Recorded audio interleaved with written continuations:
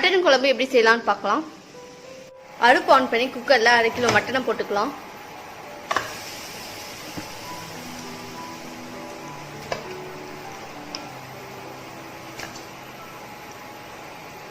ரெண்டு டம்ளர் தண்ணி ஊற்றிக்கலாம்.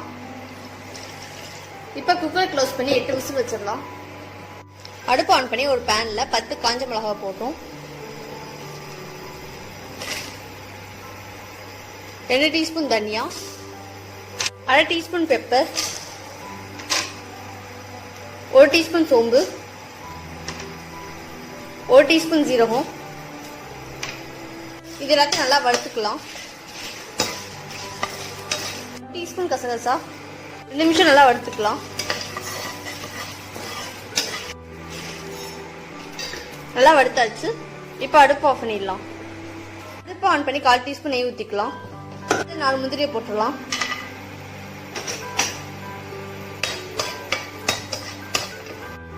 முந்திரியை வறுத்து எடுத்துக்கலாம். மசாலா பேஸ்ட் அரைக்க தேவையான பொருட்கள்: 10 சின்ன வெங்காயம், 10 பூண்டு, 1 துண்டு இஞ்சி, வறுத்து வச்ச மசாலா. இது எல்லாத்தையும் மிக்சியில் 1 டீஸ்பூன் தண்ணி ஊற்றி அரைச்சிடலாம். மசாலா பேஸ்ட் அரைச்சாச்சு. மட்டன் வெந்துருச்சு. இப்போ அடுப்பு ஆஃப் பண்ணிடலாம். மட்டன் அந்த தண்ணியோட எடுத்துக்கலாம். அடுப்பு ஆன் பண்ணி ஒரு பாத்திரத்தில் நல்லெண்ணெய் ஊற்றிக்கலாம். எண்ணெய் நல்லா பாயில் ஆகணும். எண்ணெய் நல்லா காஞ்சிருச்சு. இதில் 3 கிராம்பு போடுறோம். 1/2 டீஸ்பூன் சோம்பு, ஒரு பட்டை, பிரியாணி இலை, 10 சின்ன வெங்காயம். வெங்காயம் நல்லா ப்ரௌன் ஆகணும். இதை நல்லா வதக்கிக்கலாம். வெங்காயம் நல்லா ப்ரௌன் ஆயிடுச்சு. இதில் கொஞ்சம் கருவேப்பிலை போடுறோம்.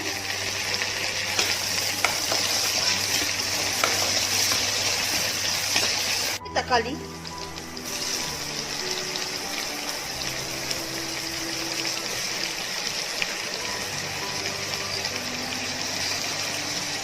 தக்காளி நல்லா வதங்கணும்.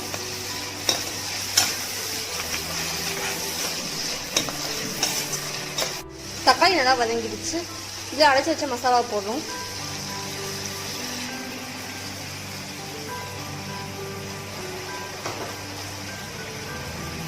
கால் டீஸ்பூன் மஞ்சள்தூள்,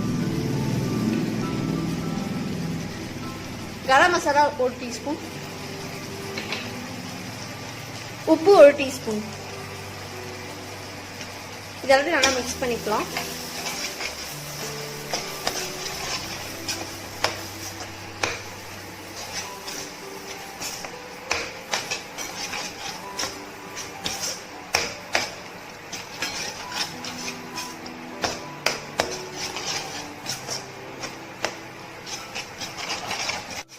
மசாலா எல்லாம் நல்லா வதங்கணும்.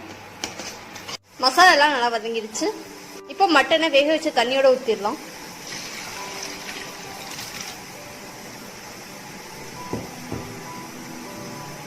வேணும்னா 1 டம்ளர் தண்ணி ஊற்றிக்கலாம்.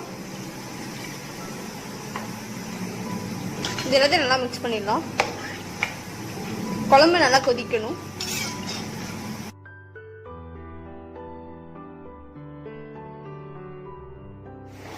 குழம்பு நல்லா கொதிக்குது. இப்போ சிம்மில் வச்சிடலாம்.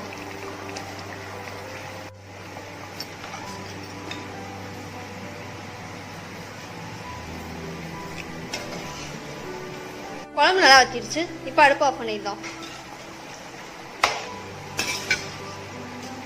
மட்டன் குழம்பு செஞ்சாச்சு.